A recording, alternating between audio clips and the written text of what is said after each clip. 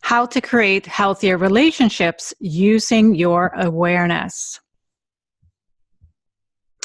Do you want healthier relationships?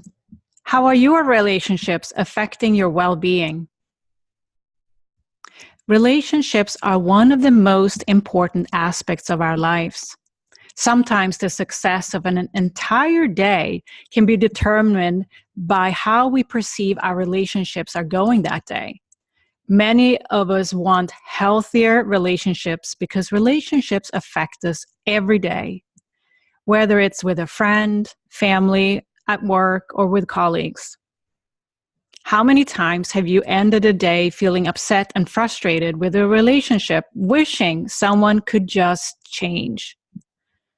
One of the greatest benefits of coaching is that your relationship with yourself and others consistently improve as your awareness expands.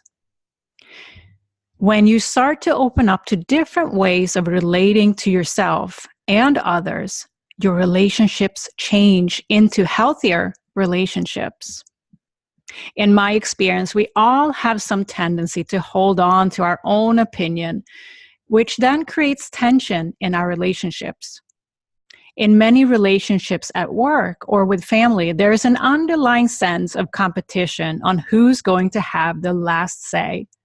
I can personally recall many times where this has been quite a struggle. It's very easy to fall into the right-wrong discussion and then walk away with no sensation of resolution. If you experience this type of polar opposite dynamic in your relationships, it can eventually lead to an unhealthy situation with escalating frustration. You may focus on what's not happening or just feel like you're the victim of the situation with very little sense of hope that things can change.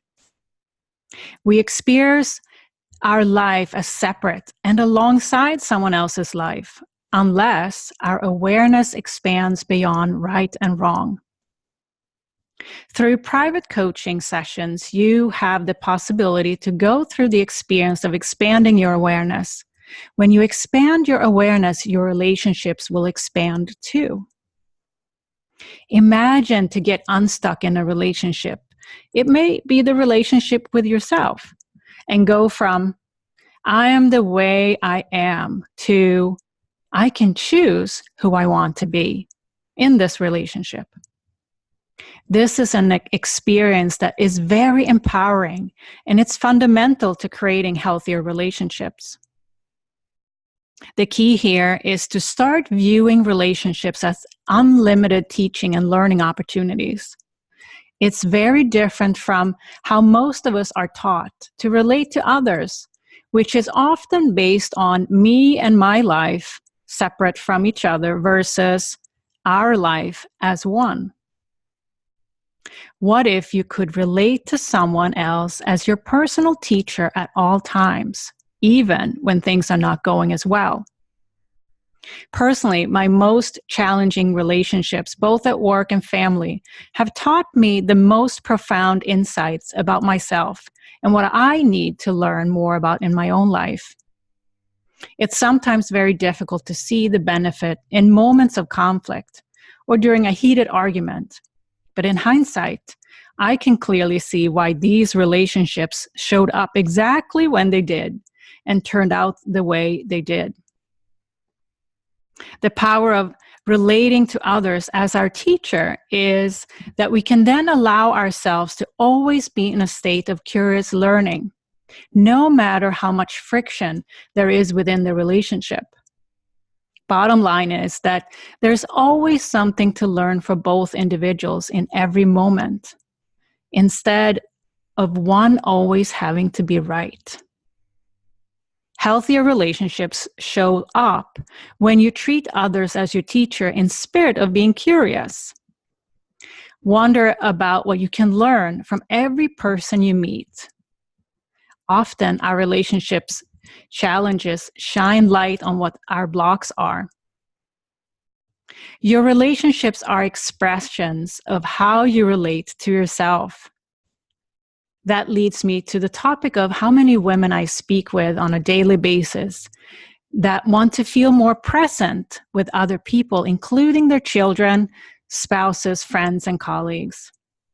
For many, this is costing them their well-being and fueling anxiety, guilt, and worry, not only within themselves, but also within relationships.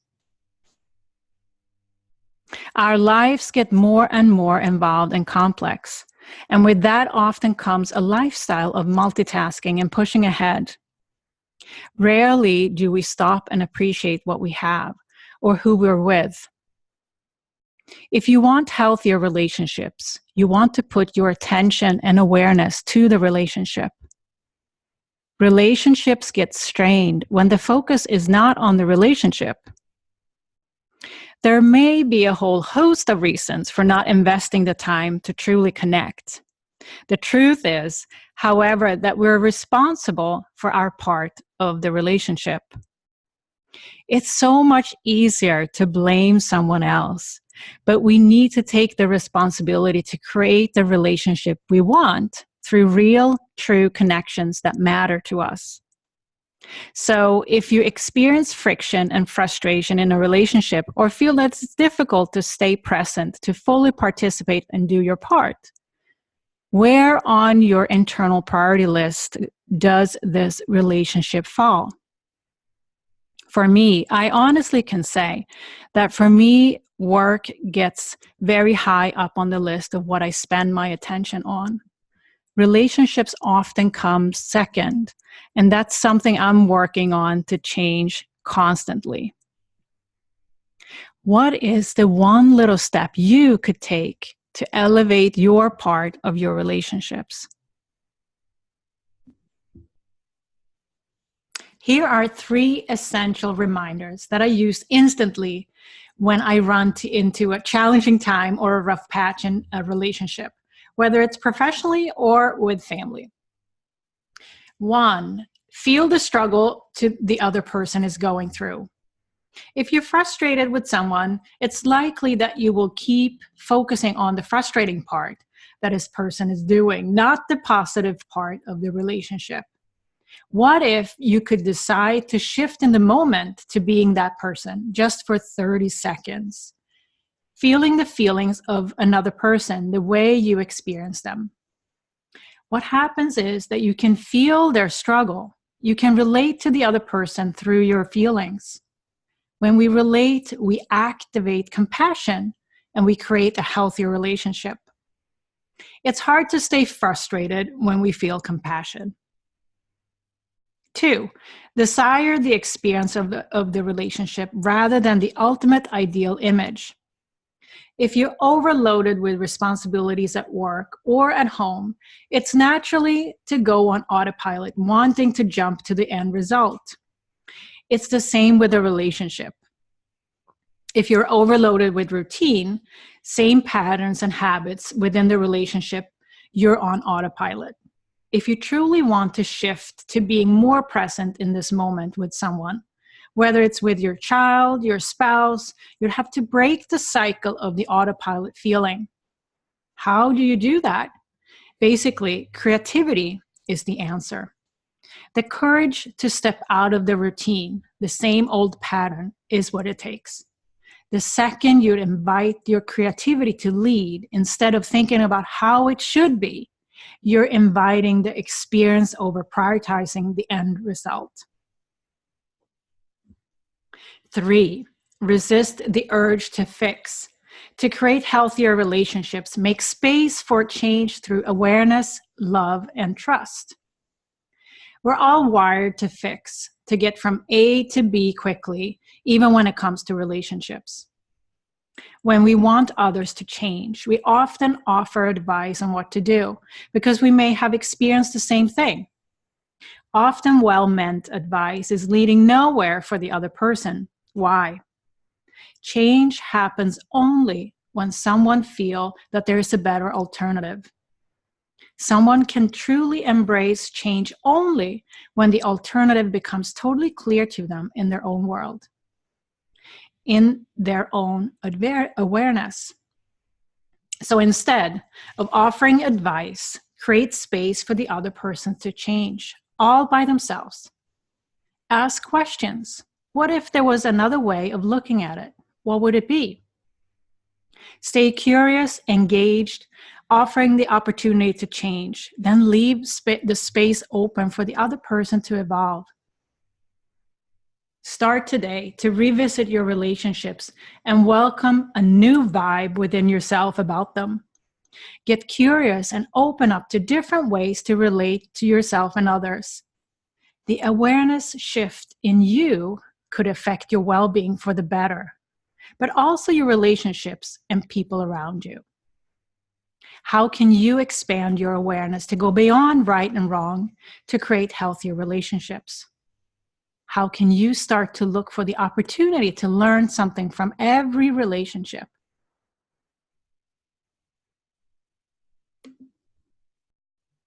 Hi, Jen. Hi, Ulrika. Welcome. Thanks for having me. I'm excited about this blog post. Yes, I'm so excited to have this conversation with you. And so let's get going. Okay. And our topic, as you know, is how to create healthier relationships using your awareness. So important. Yes, isn't it? And how do you see this topic being relevant to how we live our lives in our modern world today?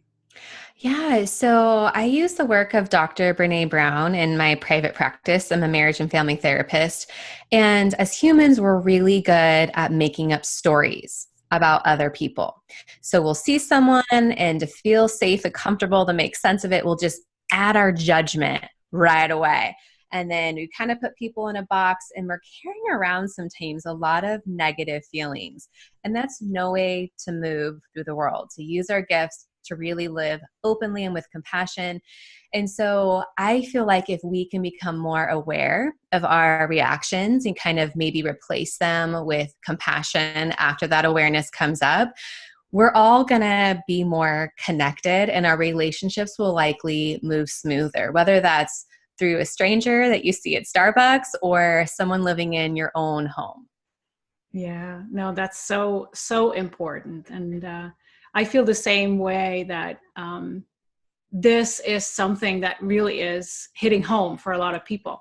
Because it's what we experience every day, and it matters, and it can set the tone for our entire day. It really can. I call it like a sticky feeling, like when you have that negativity and it just sticks on you all day long. Totally so.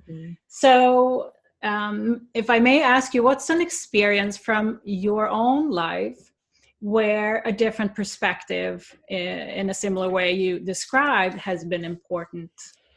Yes. Where should I begin? So we all have really important relationships, and I want to focus on family relationships, whether that be your immediate family or extended, or, your in-laws. Oftentimes we break our own hearts because we're so focused on expectation. This relationship should be this way. This should not happen. And so we're going in with these expectations, and because we're all human and we're all different, we get hurt and we get upset because we're essentially preparing for someone to disappoint us because they can't meet that ideal image that we have in our heads. So what has helped me a lot in my family relationships is that practice of acceptance. Whatever they're doing is not personal. They're not trying to upset me. They're not trying to hurt me. It's just how they have been living through their life. So one of the concepts I use is to assume they're doing the best that they can. I try to look at how that person was built, their life experiences, what led them to this point. And if I know they're doing the best that they can, in a sense, I can release it because it doesn't feel targeted or intentional. This is just how they know to show up best at this point in time. That doesn't mean there's not room for growth. But I think when we can stop personalizing people's behaviors towards us and just kind of pause, build some awareness for how that person is, it's much easier to practice compassion. Like, okay, I can see why, this parent figure or this sibling is showing up this way, and kind of sending them out with some love. And maybe those relationships will kind of never be how we want them to be, but that doesn't mean something new can grow or exist once we accept that's who they are, this is who I am. Now that we know that, we're kind of releasing that tension and expectation so that whatever will be, will be. I think that's a really great way of looking at it, because so many times, at least for myself, when I get triggered by somebody's behavior, whether it's family or others, it's often that they're putting the I would say blame on me, and that immediately feels personal. Mm-hmm. Yeah, It does. Yeah. I mean, I feel like our families push our buttons the best because they installed them. And so it does feel very vulnerable and personal. And so it really is a skill to help develop that thought and realize, okay, I'm my own person. They're their own person. That idea of separation, like this is their story. This is my story. And then figuring out how you can work together. Because oftentimes we'll just start picking out the negative things. And that's what we're looking for, things that don't feel good, when actually that person in that relationship does have so many gifts and strengths. So if we can focus on the light, oftentimes that can rewire our way of looking at that person. Such great advice. And it's truly is, a practice to focus on the positive instead of the negative. Totally. So the blog post talks about one of these concepts that we can learn from any relationship, and even the ones that we experience as negative. Yeah. What's your perspective on this? And I know that's along the lines where you Yes. I feel like we're always learning, and oftentimes it's in those most negative relationships that we learn the most about ourselves. So my business, Nice Girl Uprising, as nice girls, we tend to allow people into our lives because we've known them for a long time, or we people please, and we give and we give and we give. And sometimes we can be doormats. Sometimes we're realizing this relationship is off balance. It doesn't feel good. I'm not being treated well.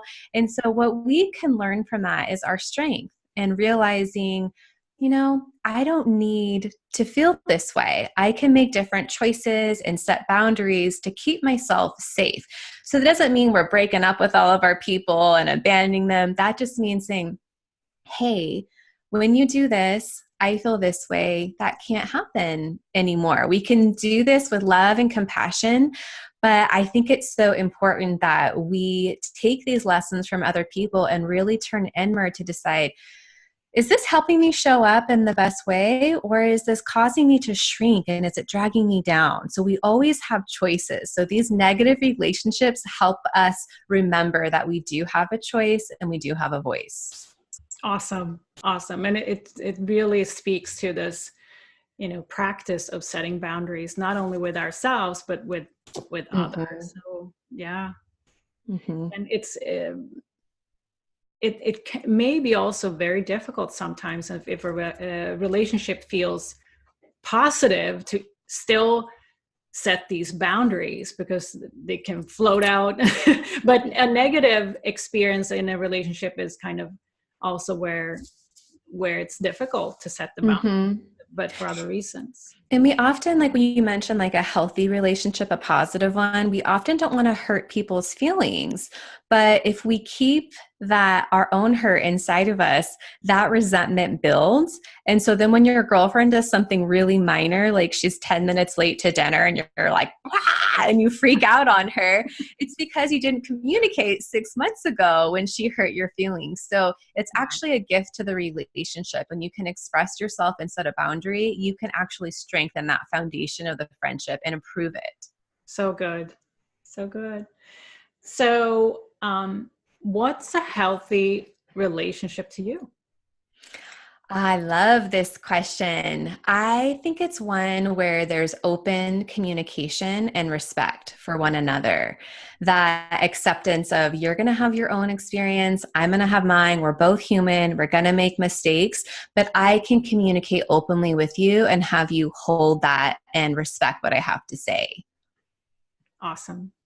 Yeah, communication seems to be kind of our era of healthiness because Mm-hmm. we are now kind of communicating not only with our immediate family but like with the world, and Mm-hmm.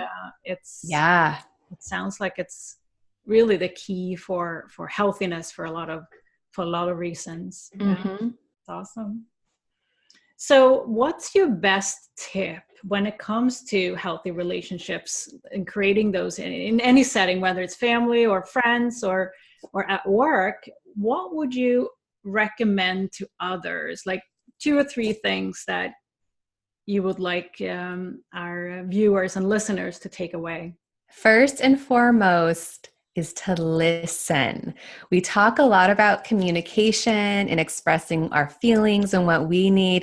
We can forget about actually listening to other people, being aware, being aware of what's going on in the room, what your partner or loved one is saying to you.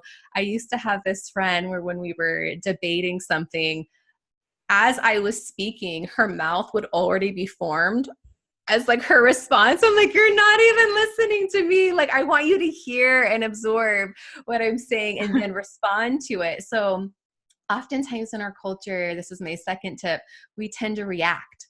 We get information, we get a text that's kind of zingy, and then we just fire one off right away, or we immediately just verbally, shoot back at someone else. And that can be really damaging. So the tip is to slow down, look at the facts of what happened, and then respond. Instead of reacting, choosing to respond.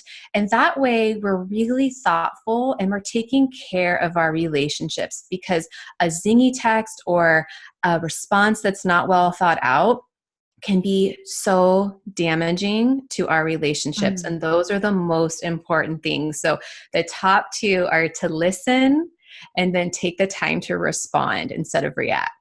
Yeah. And this is so essential. I feel I'm trying to practice this all the time.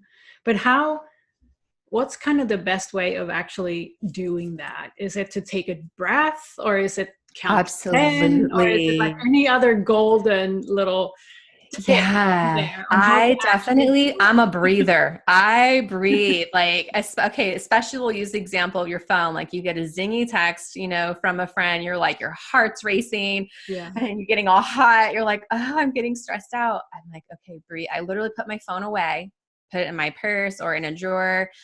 I breathe. I take at least 10 minutes just to kind of come back to my body, and I go through the facts logically. Okay, I love her. She said this to me, and that's really it. I can make up a story about what she means, but that's dangerous as well. So I want to get really clear on just the basics that I know, and then really think about, how do I want to communicate with her about this? How can I let her know I see her, I hear her, I understand she's upset. So I'm honoring that and also saying, hey, girl, you can't send me those zingy texts. It doesn't work for me. So yes, as you know, as yoga teachers, both you and I, we love the breath, and it can really bring us back into our body. Sometimes I'll even put my hand like on my heart or on my belly just to make sure that I'm in my body, I'm grounded, like I'm not the anxiety that's buzzing around. That's just kind of a reaction of what happened. Not being up here, but Yes. actually here. Yes. That's We great. want our relationships to be here, right? I think when we use our head, that's when things blow up. And Yeah, it's like, yeah. No, such great advice. So we're coming towards the end here. So Jen, tell us, what is one thing that you live by? Yes, I live by a lot of things, but first and foremost is to trust myself. I think when we engage in practices where we learn to tune in and slow down, we can hear that tiny, wise voice inside of us that says, this is for you. This is not for you. Strengthen this. Let this go. I think when we can really trust ourselves, we know what our priorities are, we can live by our values, and we can bring in our support team that really wants the best for us. I think sometimes when we're living up here, like we talked about, it's like we're this leaf in the wind, and maybe this is for me, maybe that's for me. I'm doing this because, and that will breed that sense of anxiety and chaos. And none of us want to feel that way on a regular basis. So when we can slow down and get grounded, often our clearest decisions come from that place. So good. Yeah, thank you for that. And as a last question here, where can we learn and connect? Where can we learn more about you, Jen? Yeah, you can go to nicegirluprising.com and sign up for my email list. I also have a podcast, so you'll get notified through the email list about the Chai Talk podcast that I have. And I'll also send out blogs and updates about anything else I have going on. I'd love to have you there. Yes, everybody go sign up. Well, thank you very much, Jen, for this conversation. Thank you. I enjoyed it. It was great connecting with you.